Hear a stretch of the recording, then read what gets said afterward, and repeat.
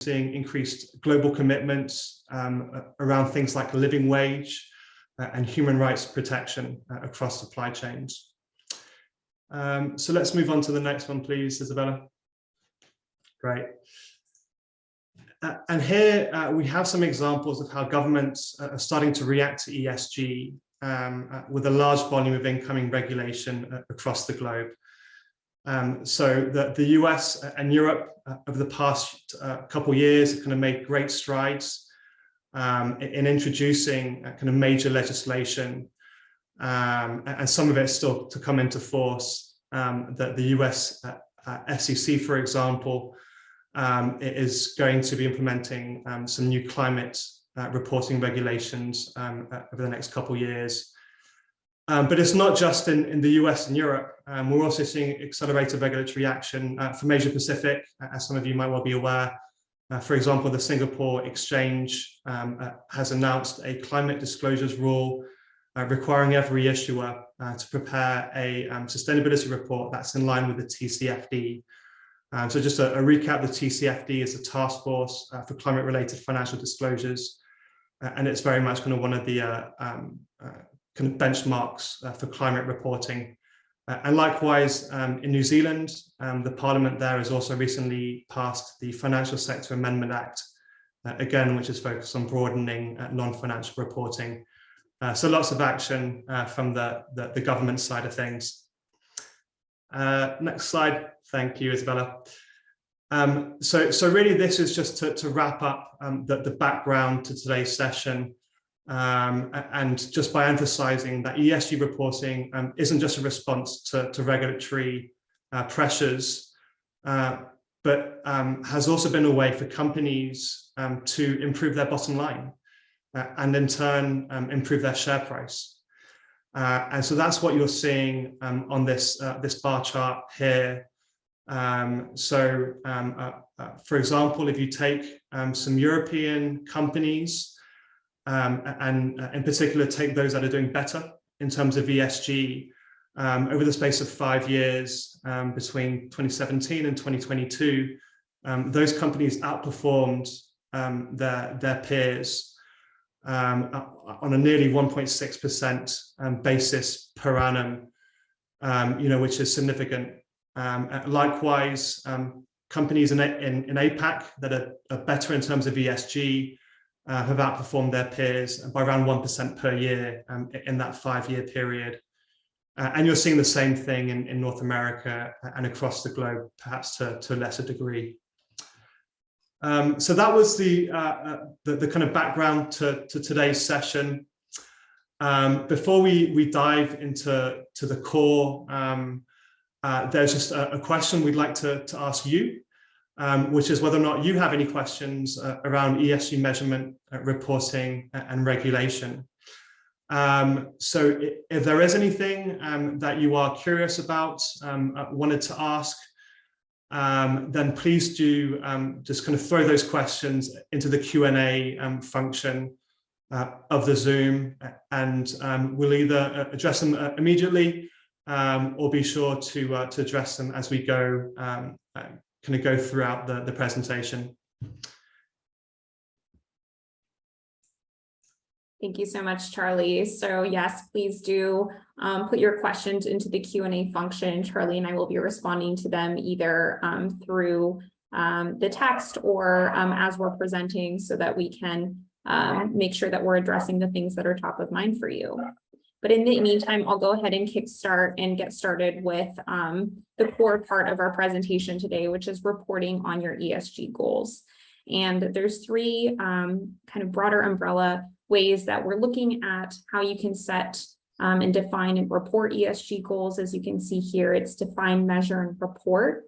You can't measure what you don't track. And so we're really looking at what are some of the key questions that you should be asking yourself as an organization in order to ultimately achieve your future state of driving impact through ESG. And it really starts with defining those key KPIs that are both impactful to the environment and to people, but also are relevant to your business. And it requires questions like, how does ESG truly drive value across your organization? Is it through recruitment of your people? Is it through the products that you're designing and selling? Is it through the way that you engage with civil society and with government? What are the things that are already important and historical to your company that can really resonate with the culture of your company, the management, and the board of directors that ultimately you're going to be driving and pushing for these goals that you're going to set and that you want to measure against? You also want to think about, what are the needs of your key stakeholders? Are the things that you want to start setting aligning with some of the major trends and things that are important or valuable to your key client base, or to your investors, or to regulators in your region and geography? What are the material ESG topics for your organization or industry? Have you conducted a materiality assessment? This is a very common way for your organization to actually interview all of those different stakeholders that are important to your business, so that you can get some quantitative data around what's important to your stakeholders relative to what's important to your internal stakeholders. So by weighing the internal versus the external, you can plot in a matrix what are the key issues that are truly important and that you should be focusing and prioritizing. We know that sustainability and ESG is really broad. It covers such a plethora of topics. So really honing in on what those priority things are for your business are going to help you drive better outcomes. Next, we're going to go into measuring. So once you've defined what's material to your business and the key core KPIs that you think are pertinent to your business and to your key stakeholders, what is your data strategy? Do you have that information available already, or is it information that you're going to have to get from scratch? What platform or infrastructure do you have to collect this information? Is it going to live in spreadsheets, or is it going to live in an automated system that is already existing within your organization? Are there capabilities and data owners and stewards for all of this data that you're collecting? Are there clear roles and responsibilities? Is it all going to sit within the sustainability function, or is finance have a certain responsibility over certain metrics, and perhaps risk has responsibility over the identification of new metrics? Perhaps HR has the responsibility for your people and human capital metrics. So is it clear that the roles and responsibilities across the organization are identified, and do they know that they have that responsibility? So making sure that roles and responsibilities are defined and documented is really important to actually succeeding in this space. And then finally, we have report, which is how you're ultimately going to communicate your progress to all of your external stakeholders. And how are you going to establish trust with them? You know, greenwashing is a major concern or risk for a lot of companies right now. So how do you communicate your information in a way that's true and authentic, and also shows any kind of setbacks, challenges, or gaps that exist in your data? Because we all know that you can't drive really great results overnight. How do you use your ESG reporting outputs for decision-making and continuous improvement to embed ESG into organizational strategy and operations? It's great if you have a lot of activities that you're driving, environmental impact, but how is it ultimately also benefiting or driving value for your business?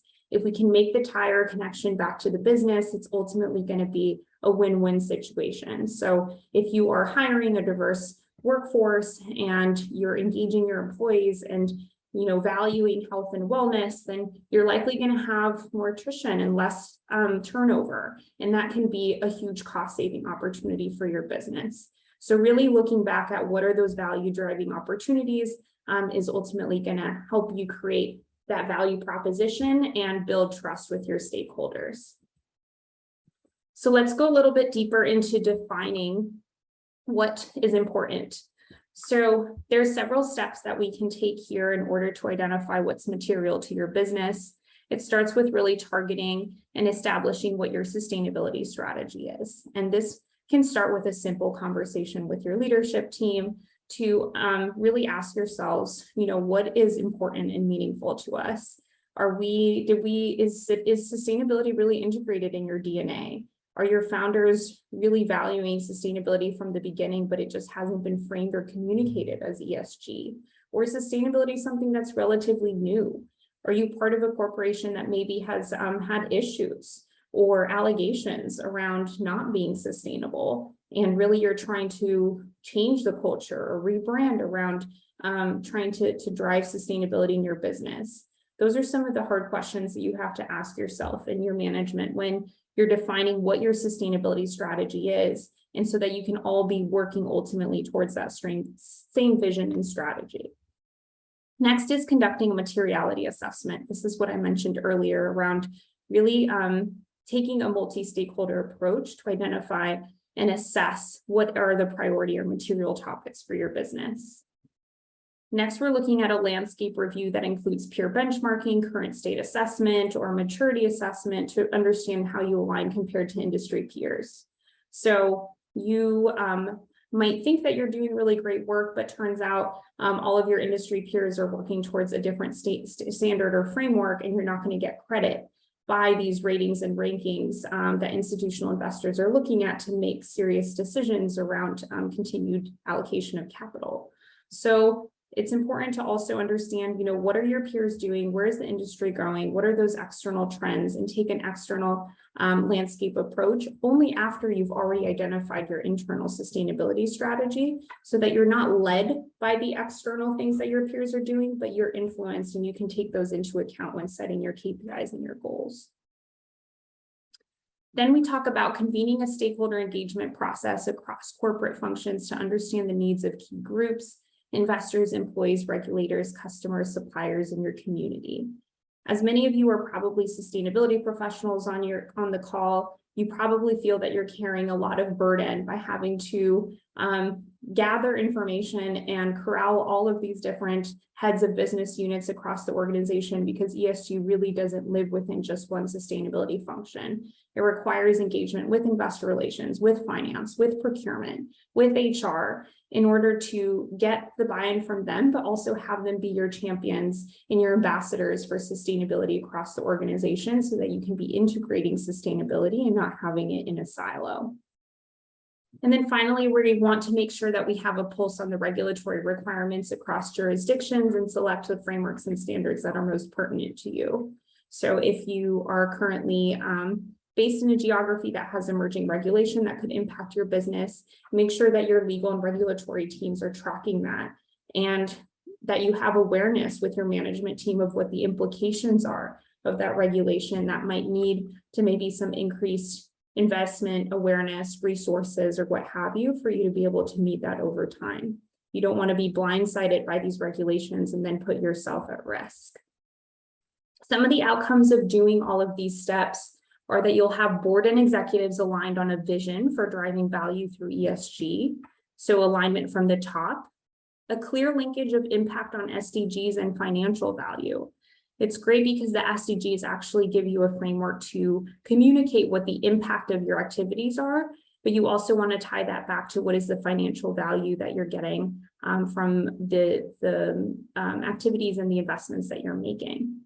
An agreed set of strategic activities to deliver your ESG ambition, and a set of frameworks to report against and set of material topics, including hotspots to address both external and internal. So once you've identified what those frameworks and standards are that you want to report against, for example, the UN Global Compact, the Sustainable Development Goals as a framework for your overarching goals, the GRI, the Global Reporting Index, which already predetermines a huge index of sustainability and ESG topics and KPIs that are aligned to their framework, that can be a good starting ground for you to identify and pick those KPIs that are important to your business by using what already exists. So as part of the SDG Ambition Accelerator, you actually will be moving through the steps of defining what your SDG ambition goals are. And it all starts with understanding what the SDGs are.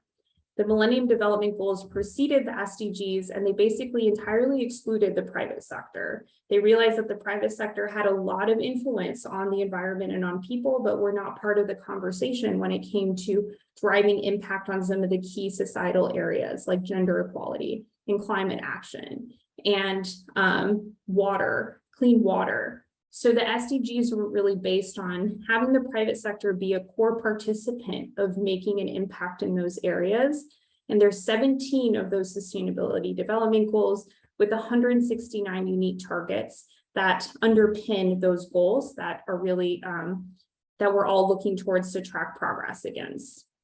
The benchmarks are designed specifically to empower business action on the SDGs and the SDG targets. So understanding which of the SDGs is most relevant to your business is a good start. Not every business is expected to report against all 17 sustainable development goals. In fact, it might look a little bit misleading if you are a hardware company that is saying that you are going to save world hunger, right? So looking at which of the sustainable development goals is most tied, most relevant to your business, maybe it starts with 3 or maybe 3 to 5 that you can really feel like you can influence through the things that you want to achieve through your business. The second thing to keep in mind is conducting principled prioritization. So this is a key aspect of the SDG Ambition Accelerator and also in integrating SDGs into general corporate reporting frameworks. And it really focuses on identifying targets or benchmarks based on an assessment of potential risk and potential benefits. So this is an opportunity for you to weigh what the different SDGs, how you can drive impact and value by aligning to one over the other. And then you want to set your business objectives. So after conducting the principled prioritization to really narrow down which ones are most important, you'll have 2 sets of priority target areas based on 1, the areas of risk to people and the environment, and 2, the areas of beneficial products and services. These can be the same thing or they can be different. Some might be corporate objectives and some might be strictly related to the product or service that you're trying to sell. So next, we want to identify the strategies and specific objectives that go beyond just avoiding harm to find opportunities to maximize positive outcomes. So when you're tracking greenhouse gas emissions, you're trying to reduce the amount of emissions and impact you have on the environment, but we're hearing things around net positive, right? Are there things that you're doing that are actually regenerative? Can you have a take back service that actually goes back into another supply chain so that it's truly circular? So not thinking only about how to avoid harm, but really thinking about with an innovation mindset about how you can have a positive impact on the environment and society and also on business. All right, so next let's look at all of this universe of frameworks and standards that exist. We call it the kitchen soup of frameworks and standards. It can be quite overwhelming at times because of so many that exist, but we're in a really interesting time right now where there's a lot of convergence around these frameworks and standards. I think a lot of companies, and you might share this sentiment, have felt that they've spent a lot of time trying to collect metrics to report against different frameworks and standards instead of actually being able to focus on the activities that can drive change through the organization. And there's a recognition by these different groups that there needs to be convergence so that there can be one source of truth. What is the right way to report an emissions factor? What is the right way to report your diversity, equity, and inclusion data or your human rights supply chain data? If there is alignment across these different organizations, you don't have to worry about collecting the information, consolidating it, looking at the quality and reporting it in a million different ways. There will be a consensus around what are the key KPIs and how they should be reported. And so a lot of these have collaborative things. For example, if you fill out the CDP for your environmental data, then you're automatically aligning to the Task Force for Climate-Related Financial Disclosures because several of the questions in the CDP report align to what the TCFD requests out of their framework. So that's the positive thing about the convergence of the different frameworks and standards.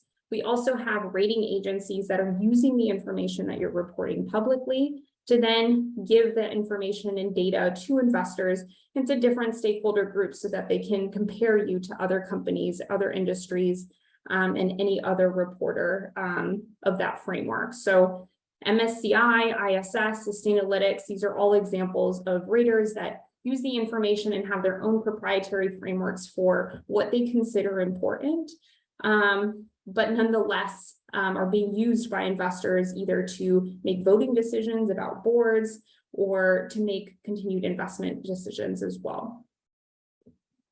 Lastly, we have the measurement frameworks. These are framework setting boards that are validating data externally. So for example, the greenhouse gas protocol has become one of the most recognized frameworks and guidance documents for you to set your greenhouse gas emissions reduction goals. And then the Science-Based Targets Initiative is an organization that actually validates whether your greenhouse gas emission reduction goal is aligned to a 1.5 degree scenario for climate. So if you are SBTI aligned, it means that you have a strong net zero or greenhouse gas reductions goal that can be trusted by your stakeholders and that you can be working towards in alignment with other companies that have also set similar ambitions. Moving on to an action area. So one thing that I really briefly mentioned but want to drive home is that it's important to stay abreast of these upcoming regulatory changes. We're in an interesting tipping point right now where sustainability was a nice to have. It was something that was very corporate citizenship focused, and then it led to be driven by the investor community and continues to be in many ways. But now we have regulation actually setting the standard for what they think should be reported, not only in voluntary reporting, but now it's moving to mandatory reporting. So integrating sustainability metrics into financial reports and disclosures, which have an increased requirement for accountability and for internal controls. So I think now, information is switching from being owned from sustainability to more of the CFO or the finance functions, because it does have these implications that could put the companies at risk if they don't meet these emerging disclosure requirements. Some of them are as Charlie mentioned, global. In the US, we're faced with the SEC right now. But what this slide shows is that the International Sustainability Standards Board is actually supporting the consolidation or driving and lobbying of what these different reporting requirements should look like. So again, there's consistency across different geographies. If you're a multinational or a global company, you want to be able to disclose information in a way that's consistent throughout these different jurisdictions. A second action area is to understand how the UN Global Compact integrates to ESG frameworks.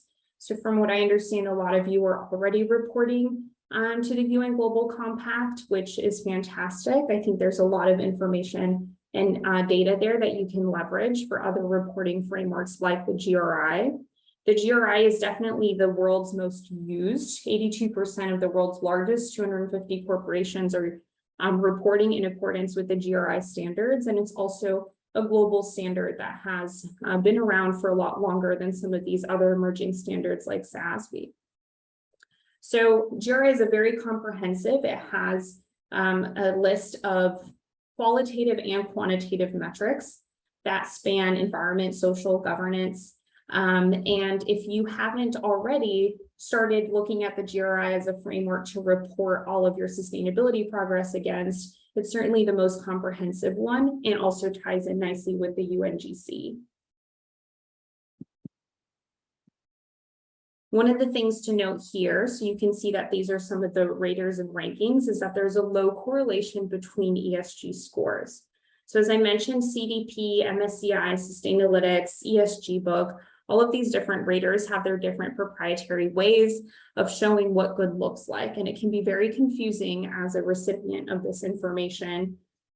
MSCI, for example, has an A through C rating where they have laggard, average, and leader companies that lie across this different spectrum, whereas Sustainalytics takes more of a risk approach, whereas they look at NGO allegations, they look at how the company's governance responds to certain issues, and based on that information, then you can get a high risk score versus a low risk score. All of these are great tools for your toolbox in understanding where your company lies against other companies, and it is information that should be taken seriously, but it should not be driving your program because of the fluctuations and differences between them. So I'm going to wrap up this define section with just a quick case study about how this small business was able to use the SDGs as a way to really define their goals and align their goals to their business strategy. I'm not going to read the whole thing, but as this company, like many others, was affected by the COVID-19 pandemic, they really were looking for a resurgence in their business strategy to stay afloat, and they actually used the B Corp impact report and the GRI framework to prepare their ESG impact communications and reporting. So going back to that, define what reporting frameworks are most relevant or most important to you. Being a B Corp certified company was one that was really important to this small company, and it was resonated with their specific client base. And so it was the right framework for them in helping them define their ESG strategy. Also, GRI, again, being one of the most comprehensive frameworks, was able to lay out what the KPIs were that this Ordeño small business was needing to report against year over year. Okay, so now I'm going to stop talking for a little bit and I'm going to turn it over to a mentee. We're going to take some time and reflect and think about what is one way that your organization's ESG goals align with its strategic goals. So based on what we just talked about in terms of defining your ESG goals, have you already gone through this process? Do you have ESG goals in place? And if not, how are you thinking about them in terms of your strategic goals as a business? So we're going to actually use the Menti instead of the Q&A function for this. We have the website web link down here. It's menti.com. And the code is 8482-0641. I believe it's also going to be posted in the chat.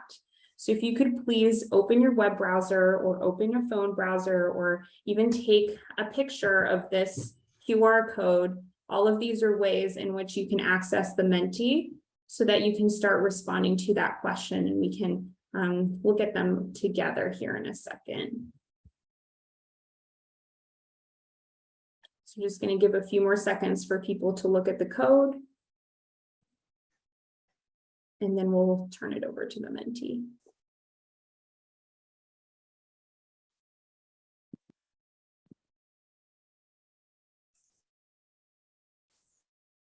So again, the question is, what is one way your organization's ESG goals align with its strategic goals? We've got a couple great responses already. Talent retention and promotion in line with our DEI strategy. Fantastic. Sometimes companies tout that they're doing DEI, but they don't actually have the promotion or the reward structure to show it. So I'd love to see that. Also, efficient and responsible suppliers leading to reduced value chain emissions. Fantastic. So in your procurement or your supply chain strategy, if you're looking at things like efficiency and innovation and ways that they're being creative around their design, so green design opportunities, these are all ways that are business ties that also have a great sustainability story because they're likely going to yield to less emissions. Focus on environment action and reducing emissions as well as developing a net zero target. Fantastic. Strategic goal for decarbonization within our business as well as developing decarbonization technology for commercial use. That is really, really interesting. If you can tie your net zero goals directly to your products. So going back to what we were discussing about corporate objectives versus products and services, the beautiful coupling of those two is a truly decarbonized strategy, is when you're looking at it both as a corporate, how you can reduce your operational footprint, but also how do you reduce the footprint of your full value chain. So we've got other people setting science-based targets and reducing their planetary footprint as a corporate goal. Fantastic. Sustainable innovation design built into all programs and services. That's really great. Sometimes it's not fully integrated.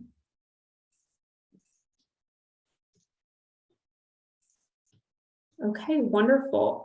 Well, if you have more comments or more questions, please continue to populate those in the chat or the Q&A. And I'm going to go back to sharing my screen And then I will hand it over to Charlie so he can talk about measuring. Great. Thanks a lot, Isabella. So yeah, as Isabella mentioned, I'll be going through the measure component of the define, measure and report approach. And we'll start by taking a look at a general best practice approach to ESG data measurement. So that's that chevron that you can see on this slide here. And as a first step, once you've agreed which ESG factors are material to the company, you'll need to decide which metrics you want to disclose. And then for those metrics that you don't want to disclose, you'll need to come to an agreement as to why you're not disclosing those metrics. At step 2, you'll need to define a clear plan to capture those material data points from different sources and establish how ready the data is for disclosure. Then the third chevron here, so step 3, you'll want to align calculations and measurements with a clearly defined methodology. And then finally, amongst your team, you'll want to agree on the key measurements, metrics that you think will really drive value creation and internal performance. So in other words, what are the ESG KPIs and key performance indicators you'll want to share internally with management and even with the board to enable strategic decision making. And assuming you've correctly followed those steps, you should achieve the outcomes listed on the bottom half here of the slide, which include things like more clearly defined ownership for the various data points, improved integration of ESG metrics alongside internal performance reporting, as well as a greater integration of ESG data with the company's core financial data. But don't worry too much. I know there's a lot on this slide and we'll be going into more detail during the next few slides. So we can move on to the next one, please. Great, thank you. Specifically as it relates to the SDGs, as part of this accelerator program, as kind of noted at the beginning, you'll be identifying metrics that support your company's SDG ambitions and goals. And so as part of this, there are 2 key steps that you'll need to follow, the ones shown here, with the first being to select the appropriate indicators to measure against.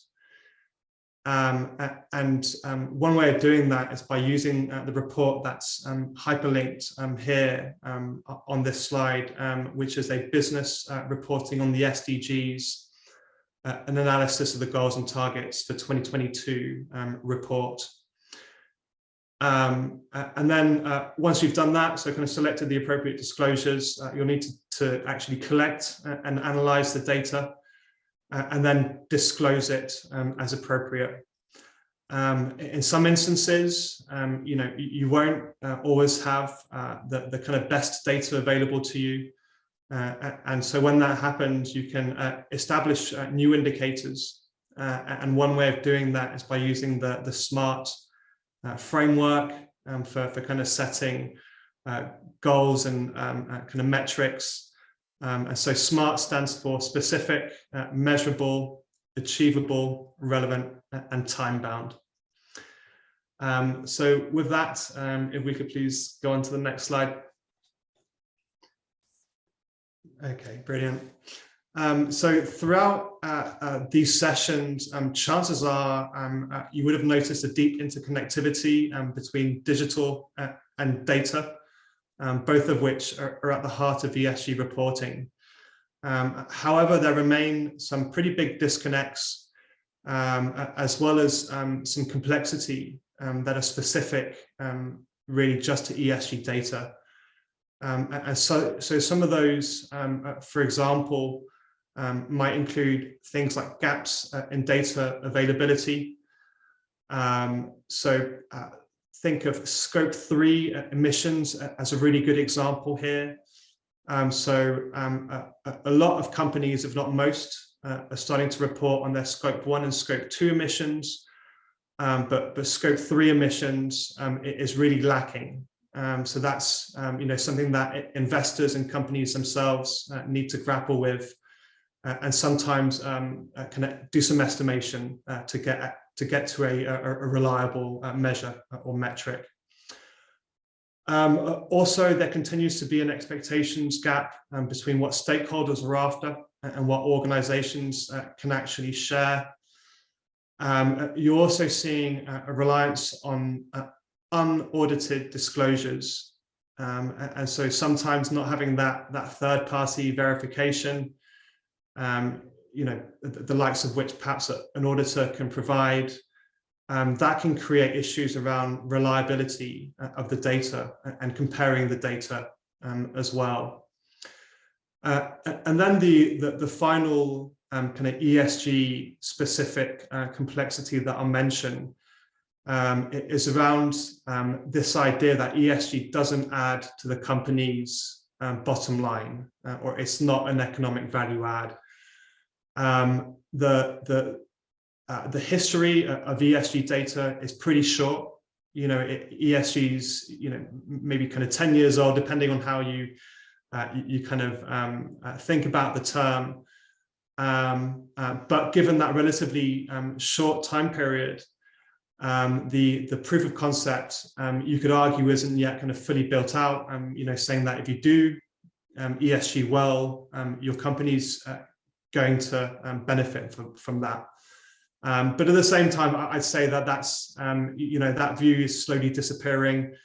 For example, the slide in the background kind of introductory section showed clearly that companies are seeing economic value add when it comes to their profits and share price as well.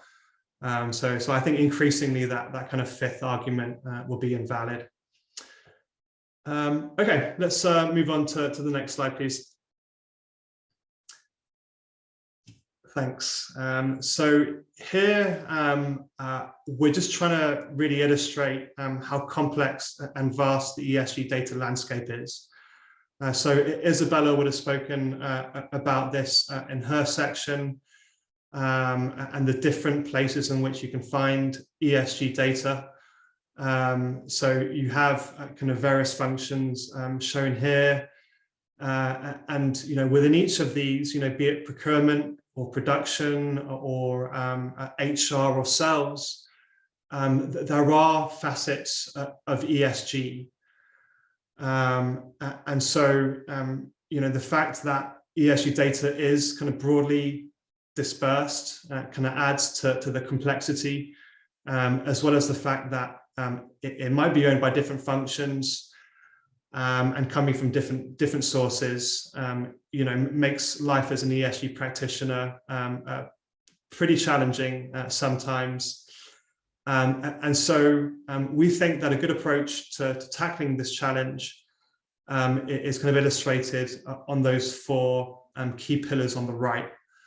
And so you can think of it as a process flow. So if you're hitting those kind of four key buckets of data collection, qualification and structuring the data, and then converting the data to standard units, and then finally kind of modeling the data and perhaps even creating visualizations to make it more kind of digestible and usable.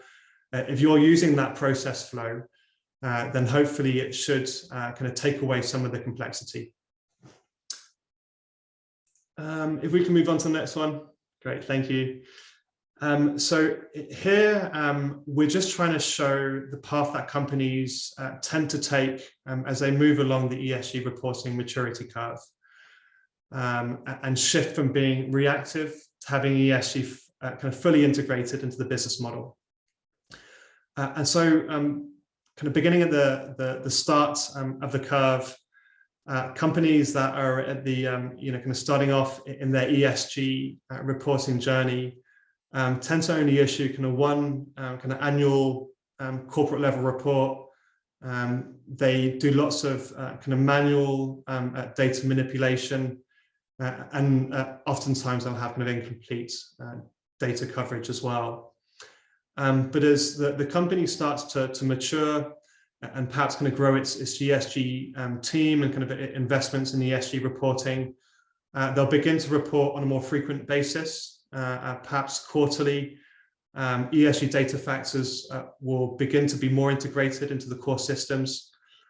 And financial and non-financial data and KPIs will start to blend.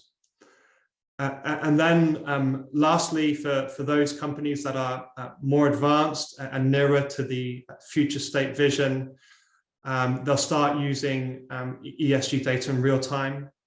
They'll use ESG data to make day-to-day business decisions, including financial planning and capital allocation.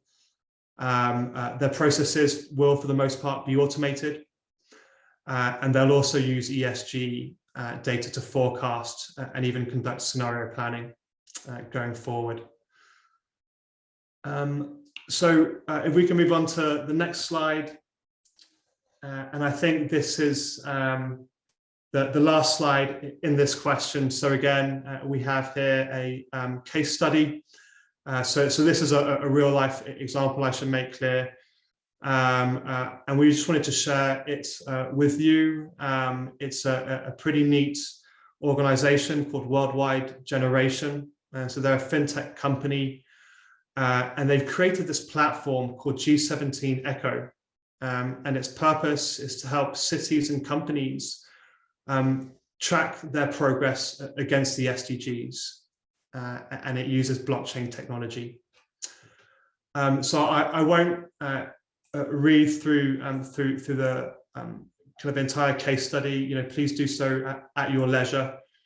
But this is just you know, one of several kind of new technologies that you're seeing enabling companies to be more you know, conscious around their ESG efforts and better able to drive those SDG ambitions and goals.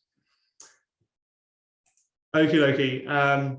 So before we move on to the last kind of core section for today, one question for you would be, what is the one action you can take to improve your ESG data collection and measurement? And again, if we could use the Menti here, that would be great. So that's the same link that you used previously. If you could just go into there and let us know, you know, how you think you know, you might be able to improve your own company's ESG collection and measurement. That would be great. Thanks, Charlie. I'm going to stop sharing my screen. Keep this question in your mind as we pull up the responses. And maybe in the meantime, as you're thinking about those responses, I see a question here in the chat around the EU directive. I know that I briefly talked about SEC and some of the other frameworks and standards, but what are going to be the implications of the EU directive? So it's a great question. The directive is going to apply to, I believe, around 13,000 EU companies, but also thousands of non-EU companies that have operations in Europe. And companies that are covered by the directive are going to be required to carry out human rights and environmental due diligence reporting requirements, things like identifying existing and potential negative impacts on human rights and the environment that occur within their own operations, and then obviously taking steps to prevent and minimize the extent to those impacts. So if any of you have had to disclose the UK Modern Slavery Act disclosure, similar in that you need to identify what your salient human rights issues are, whether it's forced labor, child labor, especially if you have extensive supply chains,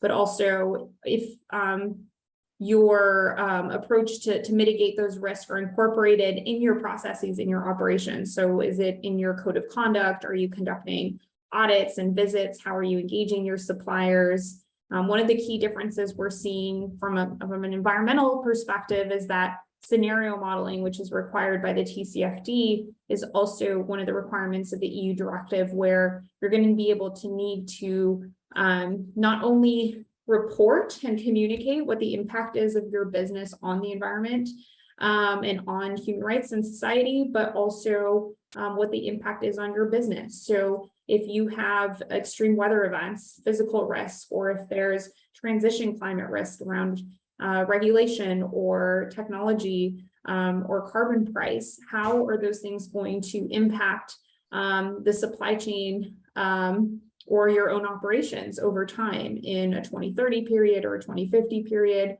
There are IPCC scenarios that have already established what a baseline versus a net zero scenario looks like. We aren't going to go into climate scenario modeling in this session, but it's certainly something that we might touch on in the technology session. And if not, definitely encourage you to look up climate scenario modeling, both from the TCFD perspective and what the requirements are from the EU directive. That is one thing that I think is a gap for a lot of companies right now in actually doing some forecasting and some ideating and modeling around what that double materiality is, right? Impact on society and environment versus those things and those changes affecting your core business and your bottom line. All right. I'll just add, in addition to the EU directive helping companies think about how their operations are either contributing or detracting to the environment through the green taxonomy is what it's called. The EU is also formulating a social taxonomy to help companies think about how their operations and activities are impacting society. So that's a really good question. Thank you for that. And we're seeing some really good suggestions here in the chat as well. So thank you for those as well, and particularly around kind of data automation. That's a key one. The more you can automate, the easier your life becomes as an ESG practitioner.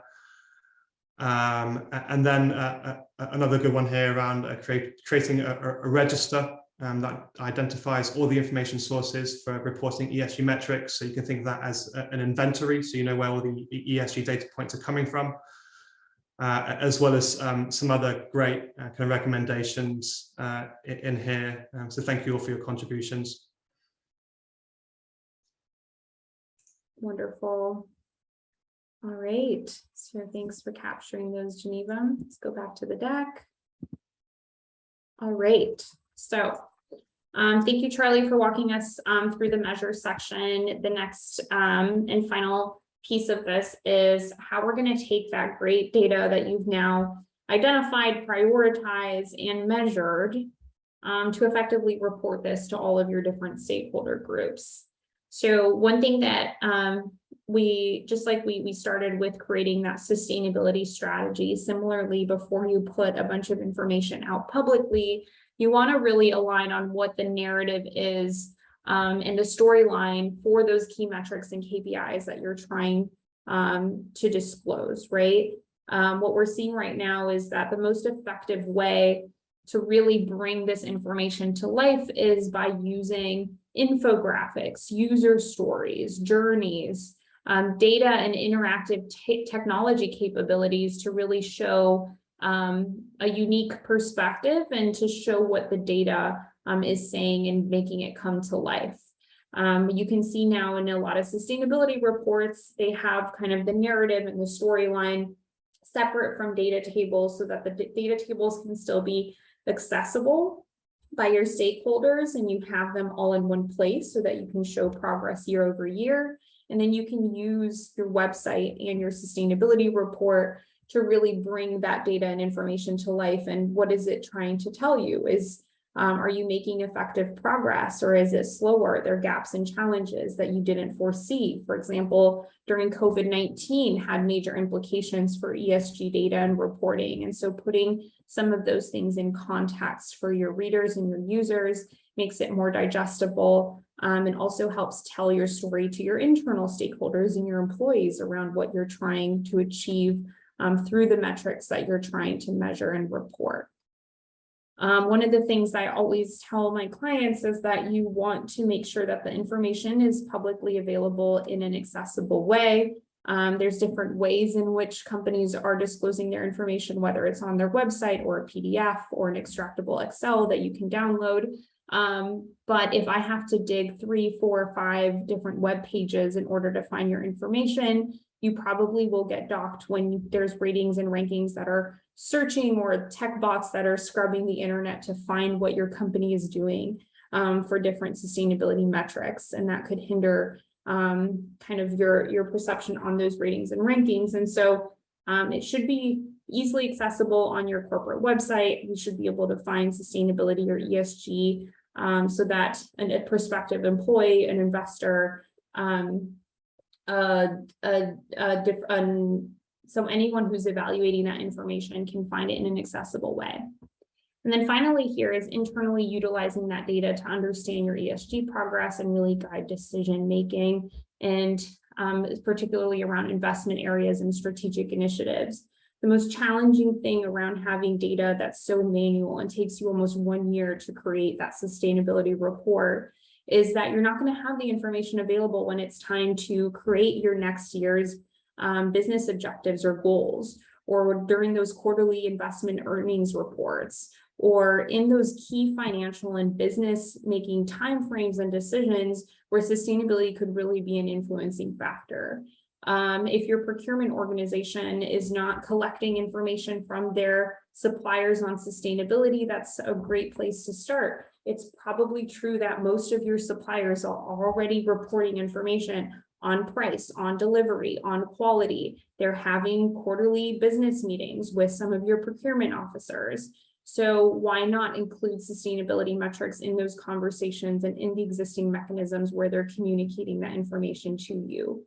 Another great way to engage your third parties or suppliers where you may not get that information so easily accessible is by leveraging these frameworks.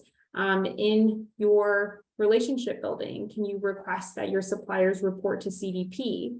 By reporting to CDP, you have their emissions available, information publicly available, so they can be really good tools for engagement as well. And this last piece, the last thing I'll say about that is just that what you ultimately want to aim for in that future state that Charlie was showing you is that when you have real-time information that's automated, you can leverage that information for those key business decisions that can ultimately accelerate the value that you're driving through those activities. Some of the other outcomes that you can expect are carefully defined and constructed reporting user experience that enables the user to interact with the ESG data in a way that enhances relevance and value to them. Sometimes companies will have an interactive report, or they'll allow the user to download specific sections of the report that are relevant to them. Those are some neat things that technology is bringing to us. Also having consistent narratives for stakeholders across all channels that reinforce the organizational narrative. And finally, having the infrastructure that delivers a holistic reporting experience that is user-focused and technology-driven. If you are relying on heavy amounts of manual data and you don't have an underlying infrastructure that is allowing you to, especially as you're expanding the amount of ESG data you're collecting, you're going to run into issues and probably discrepancies in the data that you're seeing year over year. So by having it in a technology platform or leveraging an existing technology platform that your company already uses, you're preventing yourself from some of those data risks. And especially with, this is especially true and important when you have the European directive or other regulatory reporting that's going to require those increased controls and documentation of those controls. So what does this look like for you in the SDG Ambition Accelerator? You're going to be encouraged to publish and display your SDG ambition goals and progress. So this is a great exercise to really think through some of those key steps around how you want to report and communicate your information. It starts with reporting format and experience. So establishing the international reporting frameworks wherever practical, leveraging what they already recommend in the guidance documents that they already have published and have publicly available. And this is true for both internal and external reporting. Consider your user data needs. So what information is needed by your government, by your investor community? Are you engaging your investors to find out what this is? This can be done through a materiality assessment, but it can also be done ad hoc in other parts of the year by having conversations with your key top investors about how they're reacting to the information that you have publicly available. Are they responding well to it? Are there topics that they wish you would deepen or talk more about? Are there areas where you're not doing well compared to the industry peers that you might want to highlight, or those things just not important to your key stakeholders. Civil society and consumers and academia are also important digesters of that information. If you have a large consumer goods focus, then maybe NGOs or a large supply chain NGOs might be a key stakeholder for you, because they're also trying to advance human rights and environmental issues and are a key piece of bringing that awareness to the corporate world. And then reporting and implementing change, ensuring you're meeting objectives, anticipate any performance gaps. So part of transparency is also acknowledging that you're not going to do stellar on everything that you set your mind to. There are socioeconomic drivers that can heavily influence the direction of our goals. Supply chain shortages, for example, changes in that the business has to make. But hopefully you, because of the alignment that you have internally with your management, strategic decision-making is taking sustainability into consideration when making those difficult decisions. But if you anticipate performance gaps when you're reporting, you're actually being transparent about what the shortfalls are, what the challenges were, where there's room for improvement, so that you can continue to build trust and not put yourself in a situation where you might look like you're greenwashing or being deceitful. Looking for strategic collaboration opportunities. So I think there's recognition that one company can't solve this issue alone. So are you part of industry groups that are trying to drive towards alignment? For example, in the tech industry, there's the Responsible Business Alliance that's driving the supplier code of conducts for supply chains around the world. Engagement in those types of industry coalitions or groups can be very helpful to both learn and understand what other companies are doing, but also influence and be able to set the agenda for what good looks like.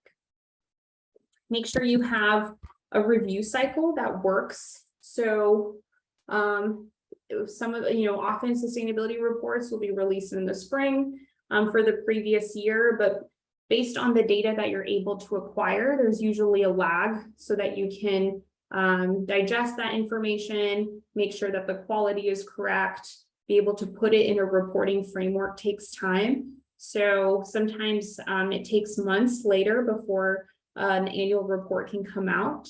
But as soon as you get more mature in your data capturing and reporting, you can increase the frequency in which you're providing highlights and reporting updates on your SDG and ESG goals. And then prioritize internal communication as much as external communication. This is really, really important for your internal stakeholders to have as much stake and visibility.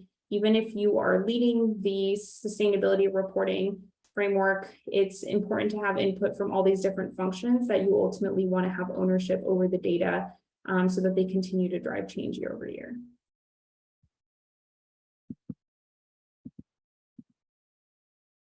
All right, so just building on what I just mentioned, let's do an illustrative example. So say we're going to follow this company X. They are a food and beverage company based in the EU.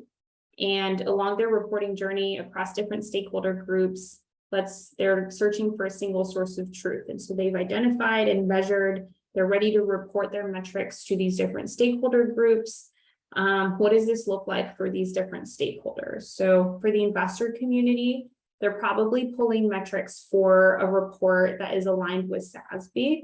SASB is the Sustainable Accounting Standards Board, and it is investor driven, and it's different from GRI in that it really has already pre-identified the material issues for your industry. So if you're a software services company, you probably won't have as much of a focus on your scope 3 emissions or the design of your products and the intensity of your hardware because you're a software services company. So probably the focus is more on human capital issues, on data security and privacy. So SASB has already pre-identified what those material key issues are. So if you haven't conducted a materiality assessment, it's a good place to start to look at what SASB has identified as important for your industry. Investors also look at what you report against SASB as one of the primary frameworks. And ISS is actually a rater, so they would look at the information you've published on SASB to make sure that you're meeting the requests from those financial institutions.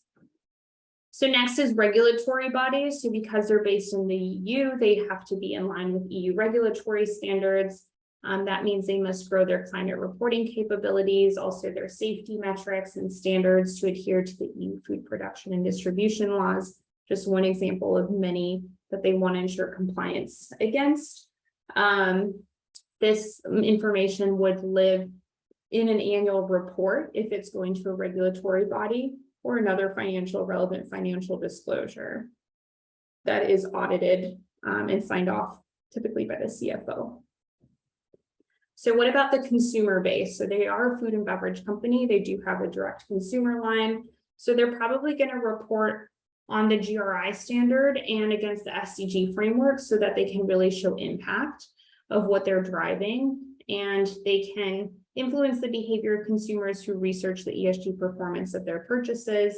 If you have a sustainability conscious consumer who cares about it and wants to read a sustainability report, looking at how they're aligned to the SDGs is a good way to get your story aligned with the consumer base.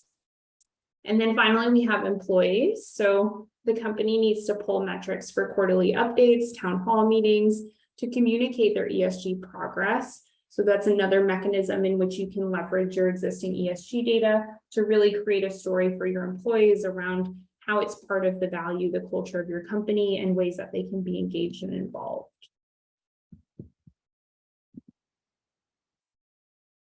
So this is a great slide because it shows some of the key pillars for creating that web, that spider web of internal operational management and organization around ESG. So for internal communication, it really starts at the top. Does your board have oversight of your ESG goals? Is there awareness and understanding at the board level around what the risk and the potential implications of these regulatory requirements and voluntary frameworks are? And are they getting regularly reported updates about how the company is progressing and doing in this space? There's also requests by TCFD, for example, to have the board actually influence the investment in capital allocation decisions around how much are you willing to invest for a decarbonization or for a net zero objective and goal, and how are you going to get there? So net zero roadmaps are frequent ways in which boards are getting involved, although they should have formal oversight. One of your committees should have formal oversight of ESG as a whole. Next is responsible leadership. So leaders across different business functions. This can typically look like a executive committee that meets and talks about ESG and the role of ESG strategy and then subsequently reporting. This needs to include a cross-functional group of stakeholders. So not just sustainability, but you want to involve finance, you want to involve HR, you want to involve legal, you want to involve people in operations and technology and strategy. So really getting the right people in the room to bring different perspectives and to be able to use the ESG data to craft their own strategies, objectives. If you're a mature company, you probably also have ESG incentives tied to compensation of executive leaders, which is another way that companies are actually committing and showing that ESG and sustainability is important to them by having it be a metric for performance. Next, we have organizational performance. So understanding that individual actions they can take to drive ESG across the board. This typically looks like training or upskilling in an organization. So do you have ESG or sustainability training embedded in your annual corporate training? Do you have additional training around sustainability so that people outside of the sustainability function also know what role they have to play in meeting the company's objectives and goals? Also creating a sense of belonging. So this is the culture aspect of progressing in diversity, equity, and inclusion. It's not just around meeting your diversity targets for recruitment, but once they're already part of your organization, it doesn't matter if you recruit them if they don't feel like they can belong in your organization, and then they quickly leave. So making sure that once you have and recruited top talent, that you have engagement opportunities, employee resource groups, opportunities for mentorship and promotion, so that your company's employees and workforce feel like they really have a place and that they have motivated roles to work towards the company's objectives and goals. And then lastly, reskilling and upskilling in ESG topics. I know I talked about this a little bit under organizational performance, but with the changing and dynamic state of our economy, of the way the world is heading, really soft skills are really meaningful in terms of being able to have a flexible workforce that can adapt to the risks and opportunities that sustainability and ESG are presenting. And you don't need to study ESG formally to be an ESG champion in your organization. There are internal sustainability trainings that can be offered, and really everyone has a role to play. So just thinking critically about how are you making sure that you're leveraging your learning capabilities and HR functionalities so that you can bring sustainability to every part of the organization. So just going to end on this case study. This is Ford's report. And if you're not familiar with Ford, they're a multinational automobile company, which can have obvious climate change implications, especially around fuel. But Ford has been pretty proactive in aligning to a lot of different frameworks. So they're part of the integrating reporting framework, in which they integrate sustainability metrics into their financial reporting. They also have a human rights report. They align to the UN Sustainable Development Goals. They upload their climate information into CDP. And they also have released a TCFD report where they describe how they're mitigating climate change, what their net zero reduction goals are, the risks that it poses to their business, and how they're modeling for the future. Ford, like many other companies, has committed to a transition to a lot of their portfolio to electric vehicles. So that's an example of how companies are reinventing themselves and also shifting their product lines to align to external pressures around sustainability and to finding opportunities in those business decisions.